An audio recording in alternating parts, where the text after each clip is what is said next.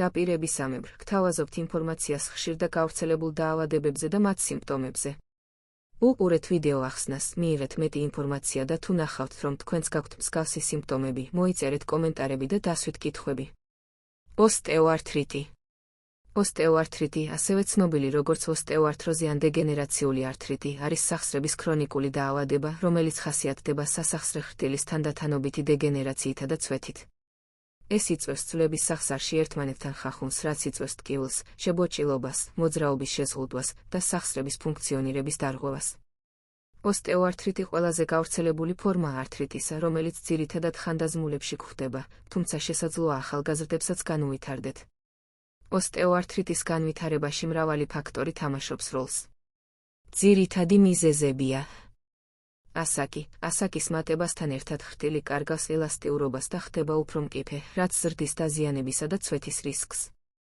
გენეტიკური ფაქტორები: ოსტეოართრიტისადმი გენეტიკური მიდრეკილება ზრდის დაავადების განვითარების ალბათობას. ჭარბი წონა, ზედმეტი წონა ზრდის დატვირთვას სახსრებზე, განსაკუთრებით მუხლისა და ბარძაყის სახსრებზე, რაც აჩქარებს ხრტილის წვეთას.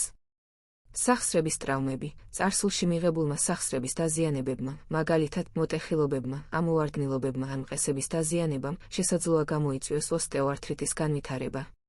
სახსრების გადატვირთვა, განმეორებითი მოძრაობები ან ხანგრძლივი დატვირთვა სახსრებზე, მაგალითად გარკვეული პროფესიების წარმომადგენლებში ან სპორტსმენებში ზრდის ოსტეოართრიტის განვითარების რისკს. სახსრების ანთება, ქრონიკულმა ანთებითმა პროცესებმა, მაგალითად რევმატოიდული ართრიტის დროს, შეიძლება დააზიანოს სასახსრე ხრტილი და გამოიწვიოს ოსტეოართრიტი. თანდაყოლილი დეფორმაციები, ზოგიერთ შემთხვევაში ოსტეოართრიტი შეიძლება განვითარდეს სახსრების თანდაყოლილი დეფორმაციების გამო. მეტაბოლური დარღვევები, ზოგიერთი მეტაბოლური დაავადება, როგორიცაა შაქრიანი დიაბეტი, ზრდის ოსტეოართრიტის განვითარების რისკს. ოსტეოართრიტის დიაგნოსტიკა. ოსტეოართრიტის დიაგნოსტიკა მოიცავს სამედიცინო ისტორიის შეფასებას, ფიზიკურ გამოკვლევასა და ინსტრუმენტულ კვლევებს.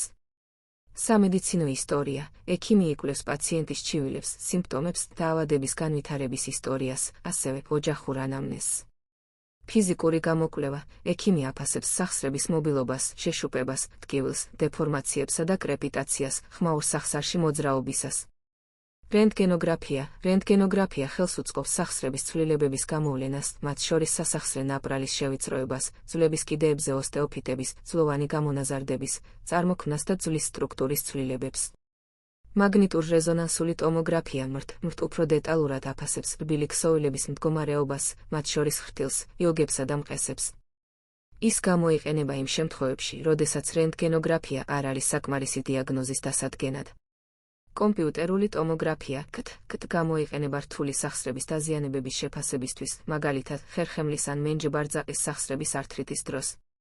სახსრის პუნქცია, ზოგიერთ შემთხვევაში ექიმმა შესაძლოა ჩაატაროს სახსრის პუნქცია, რომლის დროსაც ხდება სახსრის სითხის აღება ანალიზისთვის, რათა გამოერიცხოს სხვა სახის ართრიტები, მაგალითად ინფექციური ართრიტი ან პოდაგრა. ლაბორატორიული გამოკვლევები, სისხლის ანალიზი გამოიყენება სხვა სახის ართრიტების გამოსარიცხად. ოსტეოართრიტის მკურნალობის საშუალებები და მეთოდები. ოსტეოართრიტის მკურნალობა მიზნად ისახავს ტკივილის შემსუბუქებას, სახსრების ფუნქციის შენარჩუნებასა და დაავადების პროგრესირების შენელებას. მკურნალობა შეიძლება იყოს არამედიკამენტური და მედიკამენტური. არამედიკამენტური მკურნალობა. ფიზიოთერაპია მოიცავს სავარჯიშოების კომპლექსს, რომელიც მიზნად ისახავს სახსრების მობილობის გაუმჯობესებას, კუნთების გაძლიერებასა და ტკივილის შემცირებას. ფიზიოთერაპევტი შეიმუშავებს ინდივიდუალურ სავარჯიშო პროგრამას პაციენტის საჭიროებების გათვალისწინებით. წონის კონტროლი, ჭარბი წონის მქონე პაციენტებში წონის დაკლება ამცირებს სახსრების დატვირთვას და ტკივილს. ორთოპედიული დამხმარე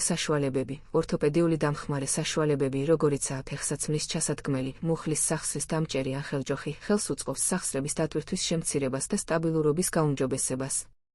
ცხოვრების წესის შეცვლა, პაციენტებს ურჩევენ თავიდან აიცილონ სახსრების გადატვირთვა და განმეორებითი მოძრაობები, ასევე დაისვენონ ტკივილის გაძლიერების დროს. თერმული პროცედურები, თბილი ან ცივი კომპრესები, ასევე სხვა თერმული პროცედურები შეიძლება დაეხმაროს ტკივილის შემსუბუქებასა და კუნთების სპაზმის მოხსნას. აკუპუნქტურა, ზოგიერთ პაციენტში აკუპუნქტურამ შესაძლოა შეამციროს ტკივილი და გააუმჯობესოს სახსრების ფუნქცია. მედიკამენტური მკურნალობა. ტკივილგამაყუჩებლები. პარაცეტამოლი. პარაცეტამოლი გამოიყენება მსუბუქი და ზომიერი ტკივილის შესამსუბუქებლად. არასტეროიდული ანთების საწინააღმდეგო საშუალებები ას, როგორიცაა იბუპროფენი, ნაპროქსენი, დიკლოფენაკი, გამოიყენება ტკივილისა და ანთების შესამცირებლად.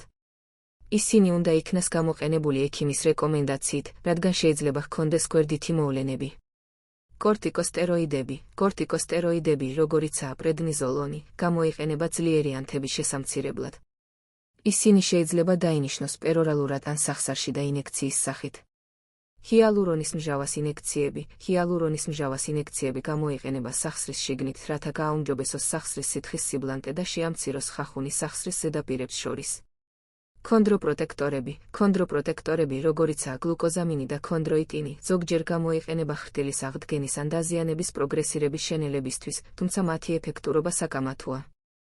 ანტიდეპრესანტები, ზოგიერთი ანტიდეპრესანტი, როგორიცაა დულოქსეტინი, შეიძლება დაეხმაროს ქრონიკული ტკივილის მართვაში. კაფსაიცინის შემცველი კრემები ან მალამოები შეიძლება გამოყენებულ იქნას ადგილობრივი ტკივილის შესამსუბუქებლად. სამკურნალო მედიკამენტების და საშუალებების ჩამონათვალი. ტკივილგამაყუჩებლები.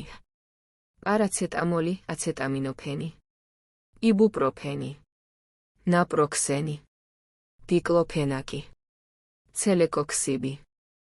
არასტეროიდული ანთების საწინააღმდეგო საშუალებები ას, იბუპროფენი, ნაპროქსენი, დიკლოფენაკი, მელოქსიკამი, ეტორიკოქსიბი. კორტიკოსტეროიდები. პრედნიზოლონი, პერორალურად. მეთილპრედნიზოლონი, პერორალურად ან სახსარში და ინექციის სახით. ტრიამცინოლონი, სახსარში და ინექციის სახით. ჰიალურონის მჟავას პრეპარატები. ჰიალგანის ხსნარი, სახსარში და ინექციისთვის. სინვისკი, სახსარში და ინექციისთვის. ფერმატრონი, სახსარში და ინექციისთვის. ქონდროპროტექტორები. გლუკოზამინი. ქონდროიტინი. გლუკოზამინი ქონდროიტინის კომბინაციაში. ანტიდეპრესანტები. დულოქსეტინი. სხვა.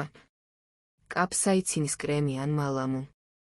ადგილობრივი ანალგეტიკები, ლიდოკაინი, ბენზოკაინი. თუ კონსერვატიული მკურნალობა არ არის ეფექტური, შეიძლება დაინიშნოს ქირურგიული ჩარევა. სახსრის ართროსკოპია. ართროსკოპია არის მინიმალურად ინვაზიური პროცედურა, რომლის დროსაც ექიმი ათვალიერებს სახსარს ართროსკოპის მეშვეობით და საჭიროების შემთხვევაში ატარებს ქირურგიულ მანიპულაციებს. ენდოპროთეზირება. სახსრის ენდოპროთეზირება არის სახსრის დაზიანებული ნაწილის ხელოვნური სახსრით ჩანაცვლება.